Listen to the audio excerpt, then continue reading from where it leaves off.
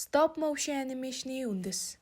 Stop motion animation нь бодит объект, хүүхэлдэйн материалуудыг кадр бүрт баг багаар хөдөлгөн зураг авч эдгээр зургуудыг дарааллаар нь холбон хөдөлгөөн бий болгодог кино урлагийн техник юм.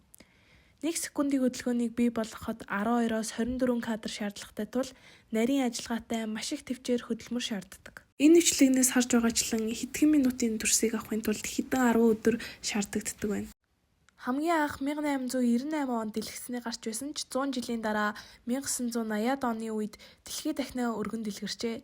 Энэхүү анимашны 5 арга байдаг ба үүнд элс будгын анимашн, хайжилбар анимашн, хүүхэлдэйн анимашн, шавар анимашн, бит загвар буюу объектын анимашн.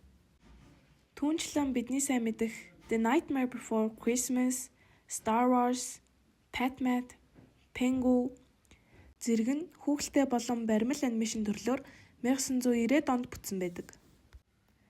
Эдгээр нь амжилттай байсан хэдий ч үүнээс хойш техник технологи хөгжиж 3D компьютер графикаар бүтсэн анимашнууд гарч ирснээр гар ажиллагаатай анимашны төрөл буурах болсон байна. Гэлээч гэсэн орчин үед Coraline, Shaun the Sheep, Corpse Bride зэрэг бүтээлүүд нь стоп моушн ба компьютер график хослуулснаар амжилттай яваа билээ.